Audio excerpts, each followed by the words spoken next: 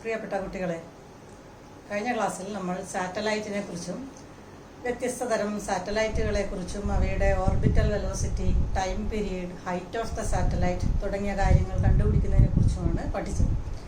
ഇന്ന് നമ്മൾ ആദ്യം പഠിക്കാൻ പോകുന്നത് ഗ്രാവിറ്റേഷണൽ ഫീൽഡ് എന്ന വാക്കാണ്.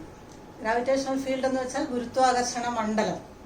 നിങ്ങൾ കാന്തിക മണ്ഡലം തുടങ്ങിയ വാക്കുകളൊക്കെ കേട്ടിട്ടുണ്ടാവും.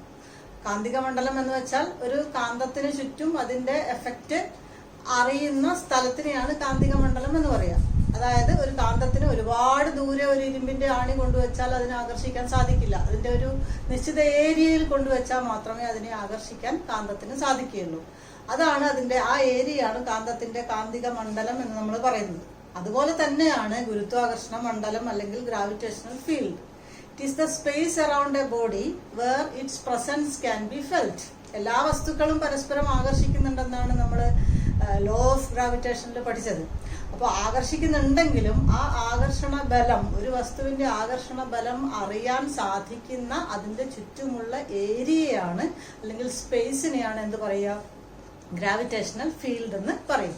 So gravitational field is the space around a body where its gravitational force can be felt. ഇപ്പൊ ഭൂമി ഗുരുത്വാകർഷണ ബലം പ്രയോഗിക്കുന്നുണ്ട്.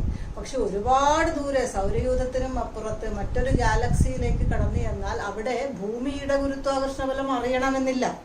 അതേസമയം ഭൂമിയോട് വളരെ അടുത്ത് ഭൂമിയുടെ സർഫസിൽ അല്ലെങ്കിൽ ഈവൻ ചന്ദ്രനിൽ പോലും ഭൂമിയുടെ ഗുരുത്വാകർഷണ ബലം നന്നായിട്ട് അറിയാൻ സാധിക്കുന്നുണ്ട്. അപ്പൊ ഭൂമിയുടെ ഗുരുത്വാകർഷണ ബലം എത്ര സ്ഥലം വരെ വ്യാപിച്ച് കിടക്കുന്നു, അതാണ് gravitational field of earth. So it is the space around A body where its gravitational field or gravitational force can be felt. And the strength of the gravitational field is represented as intensity of gravitational field. Intensity of gravitational field is the strength. എത്ര strength ഉണ്ട് gravitational ഫീൽഡിന്? ഒരു സ്ഥലത്ത് ഒരു വസ്തുവിന്റെ gravitational ഫീൽഡിന് എത്രമാത്രം strength ഉണ്ട് എന്ന് പറയാനാണ് നമ്മൾ ഇന്റൻസിറ്റി ഓഫ് ഗ്രാവിറ്റേഷണൽ ഫീൽഡ് ഉപയോഗിക്കുന്നത്. That is the force acting on unit mass placed at A certain distance from A body. ഒരു വസ്തുവിന്റെ ഗ്രാവിറ്റേഷണൽ ഫീൽഡിന്റെ സ്ട്രെങ്ത് എന്ന് പറയുന്നത് ആ വസ്തുവിൽ നിന്നും നിശ്ചിത അകലത്തിൽ വെച്ചിരിക്കുന്ന 1 കിലോഗ്രാം മാസിന്റെ മുകളിൽ അതിന് പ്രയോഗിക്കാൻ കഴിയുന്ന ഫോഴ്സിനെയാണ് അതിന്റെ ഇന്റൻസിറ്റി ഓഫ് ഗ്രാവിറ്റേഷണൽ ഫീൽഡ് എന്ന് പറയാം. ഒന്നും കൂടെ ക്ലിയർ ആക്കിയാൽ നമുക്കറിയാം ഗ്രാവിറ്റേഷണൽ ഫോഴ്സിന്റെ ഇക്വേഷൻ F G(m)m/r². 2 മാസുള്ള വസ്തുക്കളാണ്. ഒരു ക്യാപിറ്റൽ എം, ഈ വസ്തു എർത്ത് ആവണമെന്നില്ല, എന്തെങ്കിലും ആയിക്കോട്ടെ. ഈ വസ്തുവിന്റെ മാസ് ക്യാപിറ്റൽ എമ്മും രണ്ടാമത്തെ വസ്തുവിന്റെ മാസ് സ്മോൾ എം ആണ്. ഇവർ തമ്മിലുള്ള അകലമാണ് r. ഇതാണ് ഗ്രാവിറ്റേഷൻ ഫോഴ്സിന്റെ equation.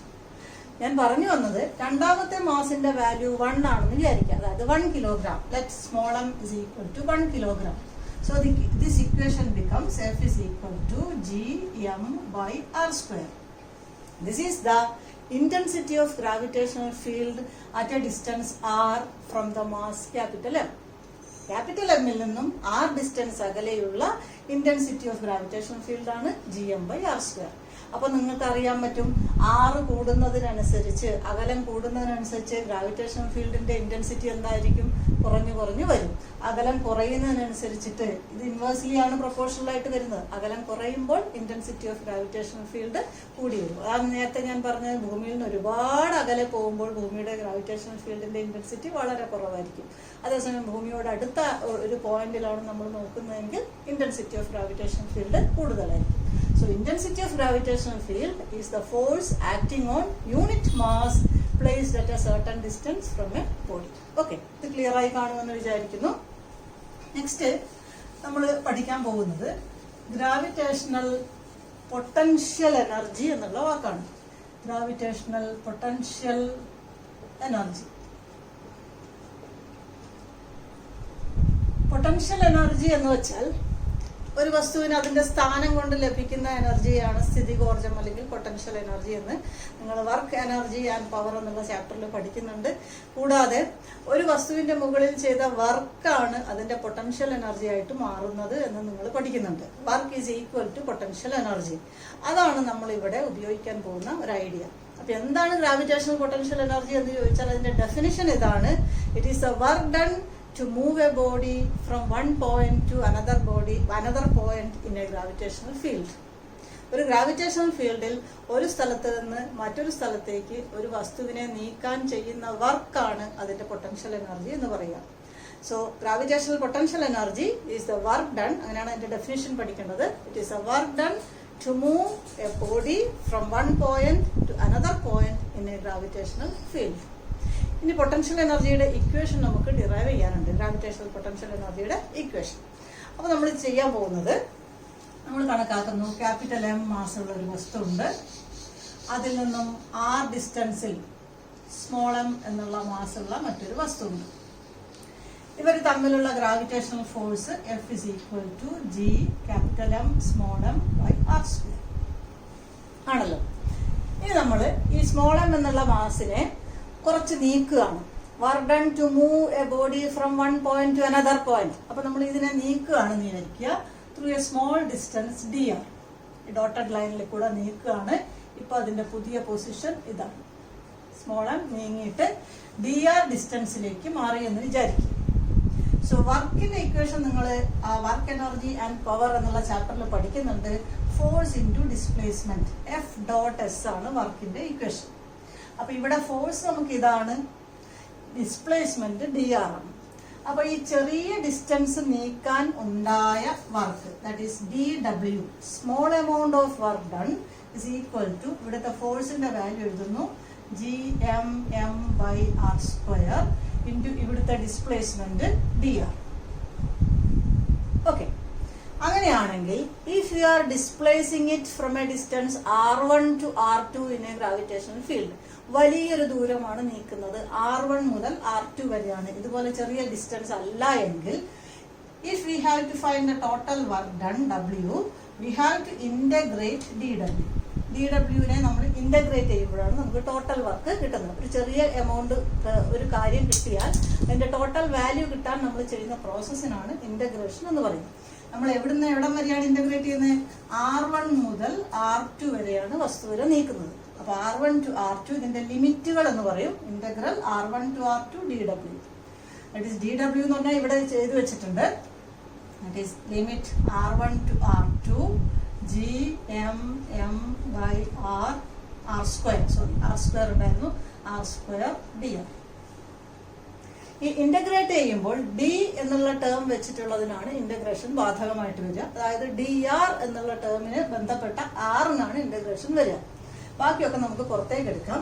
So W is equal to, പുറത്തേക്ക് വരുന്നത് Gയും ക്യാപിറ്റൽ എമ്മും സ്മോൾ എമ്മും ഇന്റഗ്രേഷൻ സൈനിന്റെ പുറത്ത് വന്നു. ലിമിറ്റ് R1 R2 ഉള്ളിൽ എന്ത് വരുന്നു? 1 by R square dr എന്ന് വരുന്നു. ഓക്കെ, 1 by R square നമുക്ക് R raised to -2 എന്ന് പറയാം ആണല്ലോ. അപ്പൊ ഒന്നും കൂടി അത് എഴുതാണ്, Gmm into integral R1 to R2 R raised to -2 dr. Okay, ഇനി ഈ ഇന്റഗ്രേഷൻ ഒരു സ്റ്റാൻഡേർഡ് റിസൾട്ട് ഉണ്ട്. ഇന്റഗ്രേഷന്റെ സ്റ്റാൻഡേർഡ് റിസൾട്ട് ഇതാണ്. Integral x raised to n dx ആണെങ്കിൽ അതിന്റെ ഉത്തരം x raised to n plus 1 by n plus 1 ആയിരിക്കും. അതാണ് അതിന്റെ ഉത്തരം. അത് പ്രകാരം integral R raised to -2 dr ന്റെ ഉത്തരം എന്ത് വരണം? ഇതേപോലെ നമ്മൾ R-ന്റെ സ്ഥാനത്ത്, x-ന്റെ സ്ഥാനത്ത് R ആണ്, n-ന്റെ സ്ഥാനത്ത് -2 ആണ്. അതേപോലെ ചെയ്യുക. R raised to -2 plus 1 by -2 plus 1. That is R raised to -1 by -1. That is equal to minus of 1 by R. R raised to -1 എന്ന് പറഞ്ഞാൽ 1 by R ആണ്, മൈനസ് ഉള്ളതുകൊണ്ട് -1 by R. ഇതാണ് നമ്മുടെ ഇന്റഗ്രേഷൻ സൈനിന്റെ ഉള്ളിലുള്ളതിന്റെ ആൻസർ. അപ്പൊ നമ്മുടെ ഫൈനൽ ആൻസർ ഇങ്ങനെ വരുന്നു. W is equal to Gmm, പുറത്ത് അങ്ങനെ തന്നെ ഉണ്ട്. ഇന്റഗ്രേഷൻ ചെയ്ത് കഴിഞ്ഞിട്ടുള്ള ഉത്തരമാണ് നമുക്ക് കിട്ടിയത്, -1 by R. ലിമിറ്റ് നമുക്ക് സബ്സ്റ്റിറ്റ്യൂട്ട് ചെയ്യാനുണ്ട്. ലിമിറ്റ് താഴെ R1, മുകളിൽ R2, ഇങ്ങനെ ലിമിറ്റ് സബ്സ്റ്റിറ്റ്യൂട്ട് ചെയ്യാനുണ്ട്. ഇനി ലിമിറ്റ് സബ്സ്റ്റിറ്റ്യൂട്ട് ചെയ്യുന്നത് എങ്ങനെയാന്ന് വെച്ചാൽ, ആദ്യം മുകളിലത്തെ വാല്യൂ ഇട്ട് കൊടുക്കും R-ന്, അത് കഴിഞ്ഞിട്ട് മൈനസ് താഴത്തെ വാല്യൂ ഇട്ട് കൊടുക്കും. അതാണ് ലിമിറ്റ് ചെയ്യേണ്ട process. First value minus second value. അപ്പൊ ഇങ്ങനെ വരും Gmm, അതുപോലെ തന്നെ മൈനസ് ആദ്യം മുകളിലത്തെ വാല്യൂ 1 by R2 മൈനസ് പിന്നെ second value minus 1 by second value r1. That is equal to gmm. ഇവിടെ മൈനസ് മൈനസ് പ്ലസ് ആയി, അപ്പൊ അത് ആദ്യം എഴുതാം. 1 by r1 minus 1 by r2. So this is the work done to move a body from r1 to r2. This is stored as the potential energy. ഞാൻ നേരത്തെ പറഞ്ഞു work done ആണ് potential energy ആയിട്ട് മാറുന്നത്. So this is stored as the potential energy. So the equation for gravitational potential energy is gmm into 1 by r1 minus 1 by r2. കൃത്യമായിട്ട് ഈ derivation പഠിക്കണം. Potential energy is equal to gmm 1 by r1 minus 1 by r2. പക്ഷേ നിങ്ങൾ ചെറിയ ക്ലാസ്സിലൊക്കെ പഠിച്ചിട്ടുണ്ടാവും potential എനർജിയുടെ equation ഇതല്ല, mgh ആണ് എന്നൊക്കെ പഠിച്ചിട്ടുണ്ടാവും. അപ്പൊ എങ്ങനെയാണ് mgh കിട്ടുന്നതെന്ന് നോക്കാം.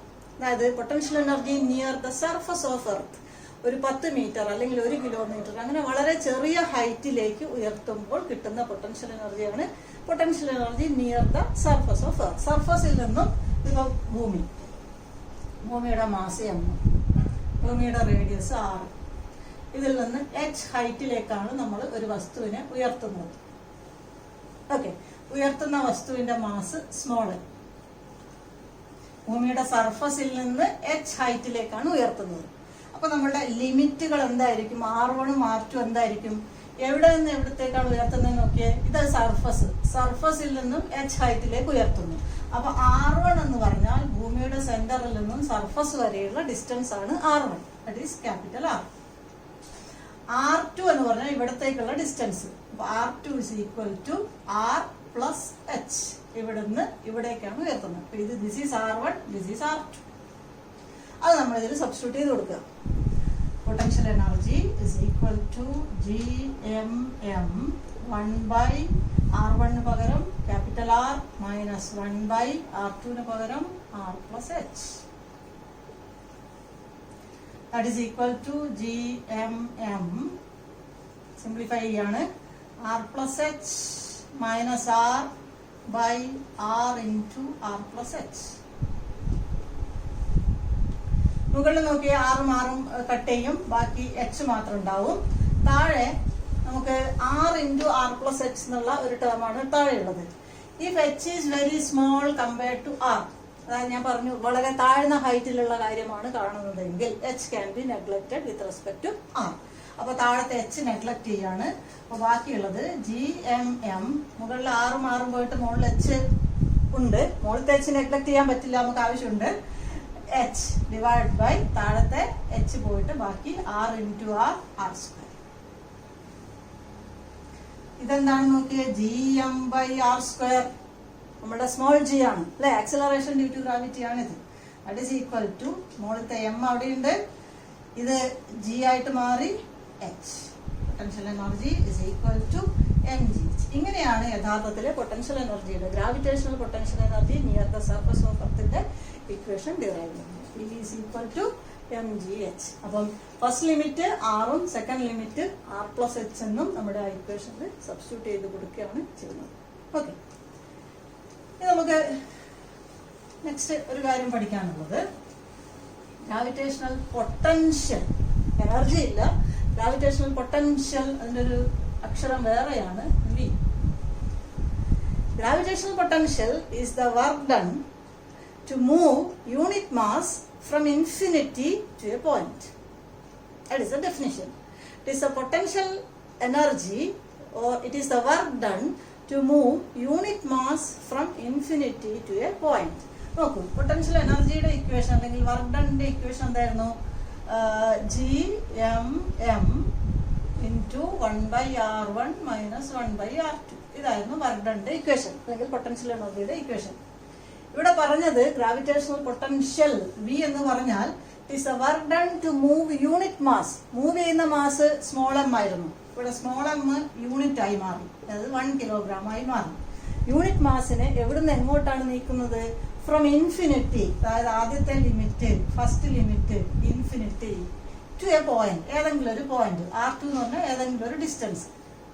യൂണിറ്റ് മാസിനെ ഇൻഫിനിറ്റിയിൽ നിന്നും ഏതെങ്കിലും ഒരു ഡിസ്റ്റൻസിലേക്ക് നീക്കാൻ വേണ്ട വർക്ക് ഡണിനെയാണ് ഗ്രാവിറ്റേഷണൽ പൊട്ടൻഷ്യൽ എന്ന് പറയുന്നത്.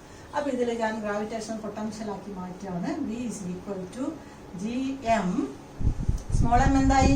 1 kilogram ആയി. അപ്പോൾ പിന്നെ അത് എഴുതണ്ട, 1 ആണ്.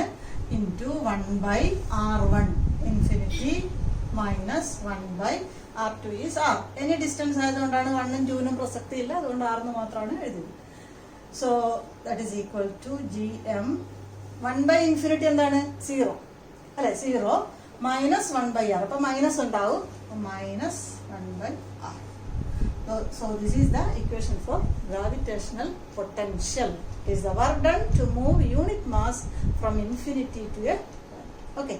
അപ്പൊ ഇങ്ങനത്തെ കാര്യങ്ങൾ പഠിക്കുക. ഇനി നമുക്ക് പഠിക്കാനുള്ള നെക്സ്റ്റ് കാര്യം total energy of A satellite.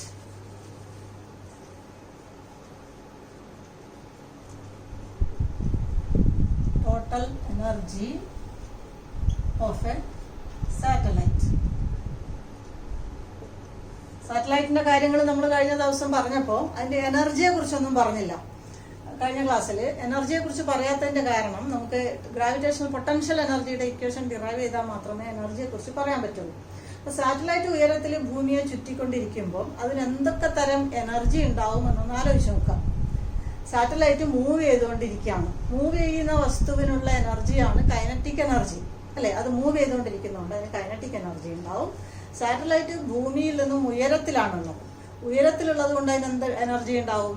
Potential energy ഉണ്ടാവും. ഉയരത്തിൽ സ്ഥിതി ചെയ്യുന്നതുകൊണ്ടുള്ള എനർജിയാണ് പൊട്ടൻഷ്യൽ എനർജി, മൂവ് ചെയ്യുന്നതുകൊണ്ടുള്ള എനർജിയാണ് കൈനറ്റിക് എനർജി. അപ്പൊ ഈ രണ്ട് എനർജിയും സാറ്റലൈറ്റിന് ഉണ്ടാവും. അപ്പൊ ഇത് രണ്ടും കൂടെ ചേർന്നാലാണ് അതിന്റെ ടോട്ടൽ എനർജി കിട്ടുക.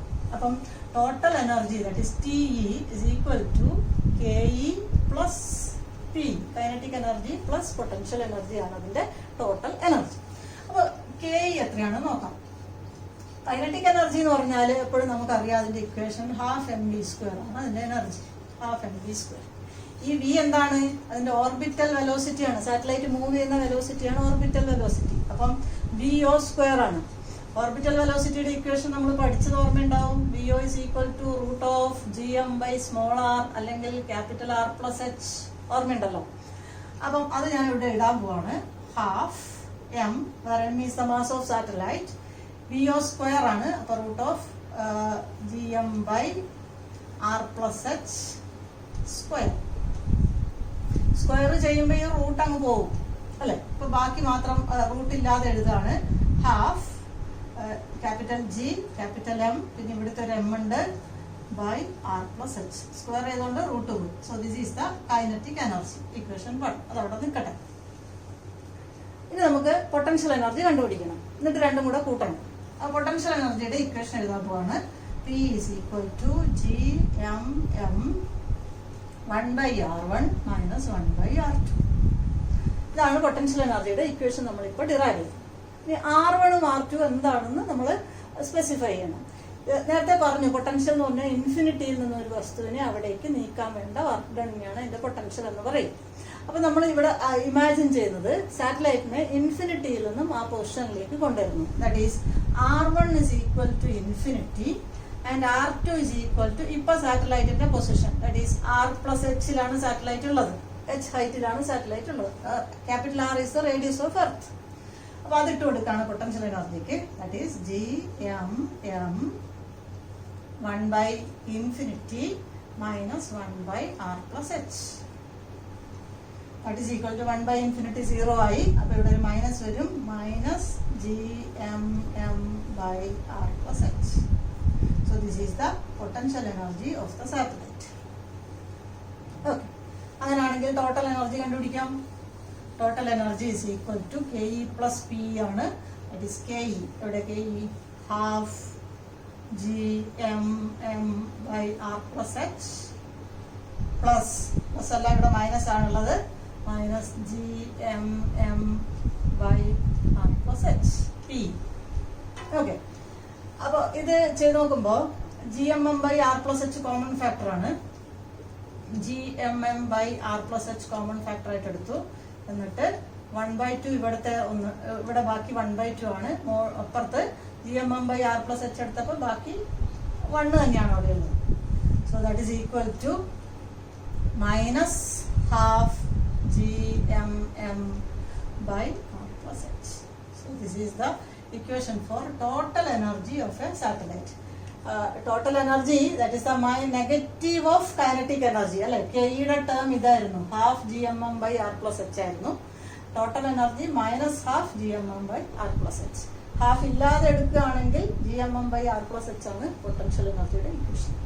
And one more thing you have to note is there is a negative sign. Negative sign എനർജിക്ക് വരികയാണെന്ന് വെച്ചാൽ അത് അട്രാക്റ്റീവ് ആണ് അതിന്റെ നേച്ചർ എന്നാണ്. അതായത് സാറ്റലൈറ്റും എർത്തും തമ്മിൽ ഒരു അട്രാക്റ്റീവ് ഫോഴ്സ് ഉണ്ട്, അതുകൊണ്ടാണ് അത് പിടിച്ച് അതിന് സാറ്റലൈറ്റിന് കറങ്ങാൻ വേണ്ട സെൻട്രിപീറ്റൽ ഫോഴ്സ് കിട്ടുന്നത് നമ്മൾ മനസ്സിലാക്കിയതാണ്.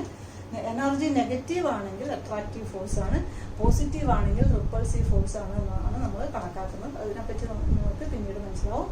Anyway total energy of the satellite is minus half G M M by R plus H. Okay, അപ്പൊ ഇന്ന് നമ്മൾ പഠിച്ച കാര്യങ്ങൾ എന്തൊക്കെയായിരുന്നു? ഗ്രാവിറ്റേഷണൽ ഫീൽഡ് എന്താണ്, അതുപോലെ ഗ്രാവിറ്റേഷണൽ പൊട്ടൻഷ്യൽ എനർജിയുടെ ഇക്വേഷൻ, അത് കഴിഞ്ഞിട്ട് gravitational potential energy near the surface of earth, അതിന് പുറമെ ടോട്ടൽ എനർജി ഓഫ് ദ സാറ്റലൈറ്റും കൂടി നമ്മൾ കണ്ടുപിടിച്ചു. അപ്പോൾ ഇത്തരം കാര്യങ്ങൾ എഴുതി പഠിക്കുക എന്നുള്ളതാണ് പ്രധാനം. എഴുതി ഇത് തറവാക്കിയിട്ട് നമുക്ക് ഡിറൈവ് ചെയ്യാൻ വേണ്ടി സാധിക്കും. ഓക്കെ.